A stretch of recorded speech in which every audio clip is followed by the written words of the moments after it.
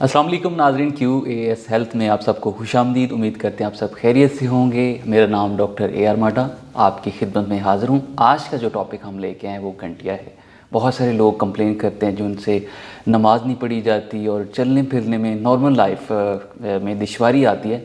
تو اس موضوع پہ ڈسکس کرنے کے لیے آج کے ہمارے جو مہمان تشریف فرما ہیں ڈاکٹر کیسر فروق، جو کہ F C P S medicine اور اس کے ساتھ ساتھ فیلوشپ ریماٹولوجسٹ میں کر رہے ہیں۔ تو آئیے ویلکم کرتے ہیں۔ السلام علیکم سر، کیسے ہیں؟ وعلیکم السلام۔ پہلے تو بہت شکریہ کہ آج آپ نے ٹائم دیا ہمارے پروگرام آنے کے لیے۔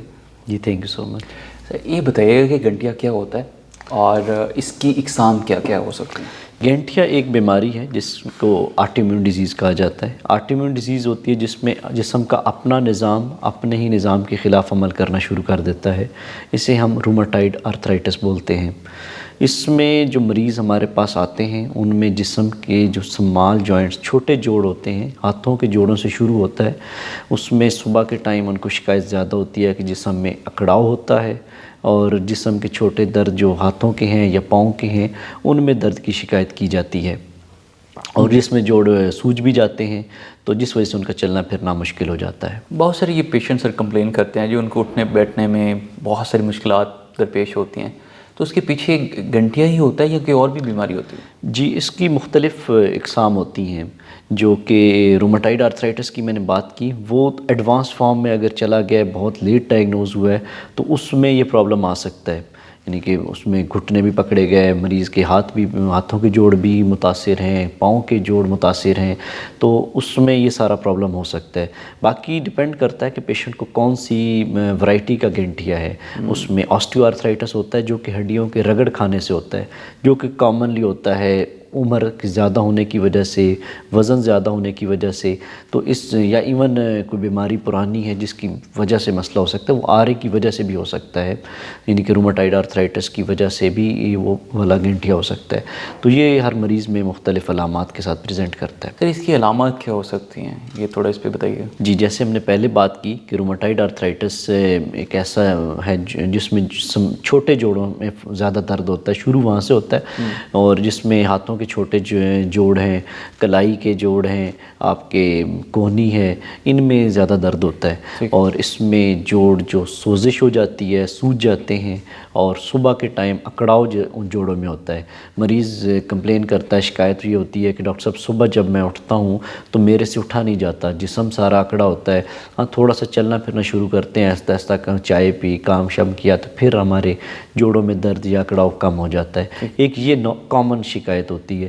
باقی اس کی پیچیدگیاں مختلف ہیں، وہ مختلف مریضوں میں مختلف ہو سکتی ہیں۔ سر اگر ہم جنرل پاپولیشن کی بات کریں، وہ مریض جو اس بیماری کا شکار ہیں، ان لوگوں کو یہی کنسرن ہوتا ہے کہ اس سے پیشنٹ کو کس ڈاکٹر کے پاس چیک کروایا جائے، تو آپ کیا سجیسٹ کرتے ہیں کہ سب سے پہلے کس ڈاکٹر کو ان کو چیک اپ کروانا چاہیے؟ اگر کسی بھی مریض میں یہ جو والی علامات میں نے بتائی ہیں تو اسے روماٹولوجسٹ کو دکھانا چاہیے۔ روماٹولوجسٹ جو اسپیشلسٹ ڈاکٹر ہوتا ہے وہ اس بیماری کو ڈیل کرتا ہے۔ ویسے تو مریض جنرل فزیشین سے لے کے آرتھوپیڈک سے ڈفرینٹ ڈاکٹر سے ٹریٹ ہو رہے ہوتے ہیں، لیکن سم ٹائم یہ ہوتا ہے کہ وہ پیشنٹ کو یا صحیح طریقے سے ڈائگنوز نہیں کر پاتے، اس کی بیماری کی تشخیص نہیں ہوتی، یا علاج اس طرح نہیں ہو پاتا، تو جو پھر ہمارے پاس مریض ریفر ہو کے اینڈ پہ آتا ہے تب اس کی بیماری بہت آگے تک، بہت لیٹ ہو چکا ہوتا ہے مریض، جس میں پھر پیچیدگیاں بھی زیادہ ہوتی ہیں، پھر اس کو بیماری اتنی کنٹرول نہیں ہوتی جتنی پہلے ہو جانی چاہیے۔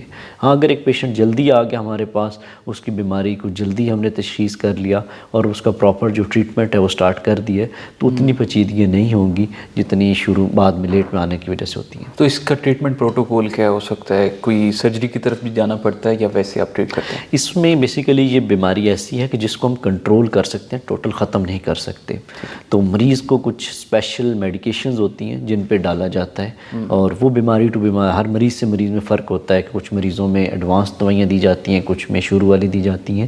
سرجری کا جو رول ہے، سرجری جب بہت ہاتھ ٹیڑھے ہو جائیں اور بالکل کام کاج کرنے کی سکت نہ رہے تو اس حالت میں ہوتی ہے، لیکن اب جتنی دوائیوں میں اور جتنی میڈیکل نے ایڈوانسمنٹ ہو گئی ہے تو دوائیوں سے ہم بہت ساری اس کو اس ٹیڑھا پن سے بچا سکتے ہیں، اور سرجری سے بھی مریض کو بچایا جا سکتا ہے۔ سر اس ڈیزیز میں کمپلیکیشنز کیا کیا ہو سکتی ہیں، اس پہ تھوڑی نظر آ جی، اس میں کمپلیکیشن تو یہ جسم کے کسی بھی اعضاء پہ اثر کر سکتا ہے، جس میں آپ کے لنگز ہیں، پھیپھڑے ہیں، ان پہ اثر پڑتا ہے، اور دل پہ اثر کر سکتا ہے، اور آنکھوں پہ اس کا اثر پڑ سکتا ہے، اور باقی پٹھے کمزور ہو جاتے ہیں، اور ہڈیوں پہ تو اس کا اثر نارملی جو مریض کمپلین کرتا ہے اس میں آتا ہے۔ سر کوئی میسج جاتے جاتے بتانا؟ جی، میں مریضوں کو یہی کہوں گا کہ گینٹھیا جو رومٹائڈ آرتھرائٹس ہے، یہ قابل علاج مرض ہے کہ آپ کے جو پیچیدگی ہیں ان سے بچایا جا سکتا ہے۔